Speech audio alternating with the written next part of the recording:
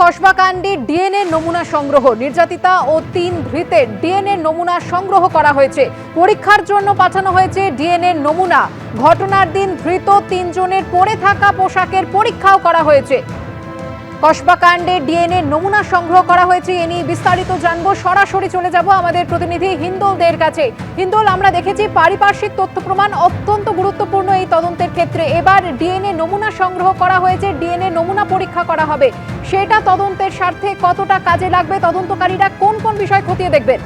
প্রথম থেকে নির্যাতিতা যে লিখিত অভিযোগ দায়ের করেছিলেন সেখানে কিন্তু কড়া ভাষায় তিনি গোটা বিষয়টিকে তুলে ধরেছিলেন।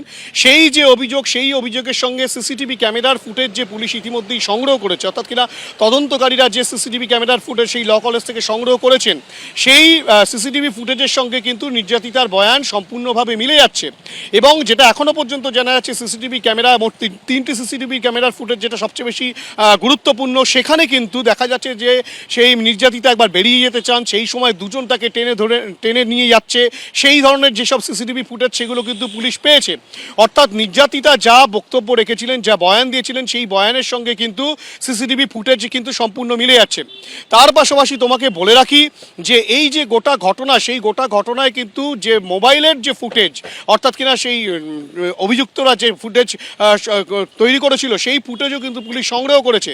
সেখান থেকেও কিন্তু পুলিশের কাছে অনেকটা বিষয় স্পষ্ট হচ্ছে, অর্থাৎ কিনা তদন্ত কিন্তু এগিয়ে নিয়ে যাওয়ার ক্ষেত্রে সেই ফুটেজও যথেষ্ট গুরুত্বপূর্ণ। তুমি দেখতে পাচ্ছ পুলিশের উচ্চপদস্থ আধিকারিকরা তারা কিন্তু আসছেন। এবং শান্তনুকে বলবো, সেই ছবি দেখাতে কসবা থানার সামনে কিন্তু একের পর এক পুলিশের উচ্চপদস্থ কর্তারা আসছেন। কিছুক্ষণ আগেই যেটা দেখলাম, সাউথ সাবারবান ডিভিশনের যিনি অ্যাসিস্ট্যান্ট কমিশনার রয়েছেন প্রদীপ ঘোষাল, তিনি আসলেন এবং অন্যান্য অ্যাসিস্ট্যান্ট কমিশনাররা তারা আসছেন। এবং এই যে গোটা ঘটনায় যে সিট গঠন করা হয়েছে, যে 5 সদস্যের সিট ছিল, সেই 5 সদস্যের সিটের সংখ্যা কিন্তু বাড়িয়ে 9 সদস্যের সিট গঠন করা হলো। এবং এখানে কিন্তু যেটা পুলিশের তরফ থেকে বলা হচ্ছে, গতকালই নির্যাতিতার যে পোশাক, ঘটনার দিনকে যে পোশাক, সেই পোশাক যেমন সংগ্রহ করা হয়েছে, তার পাশাপাশি অভিযুক্ত যে 3 জন, সেই অভিযুক্ত 3 জনেরও পোশাক সংগ্রহ করে সেগুলোকে কিন্তু ফরেন্সিকে পাঠানো হবে। তার পাশাপাশি এই প্রত্যেকেরই কিন্তু ডিএনএর স্যাম্পেল কালেক্ট করে সেগুলোকে পরীক্ষা নিরীক্ষার জন্য পাঠানো হয়েছে, তেমনটাই তদন্তকারীরা জানাচ্ছেন।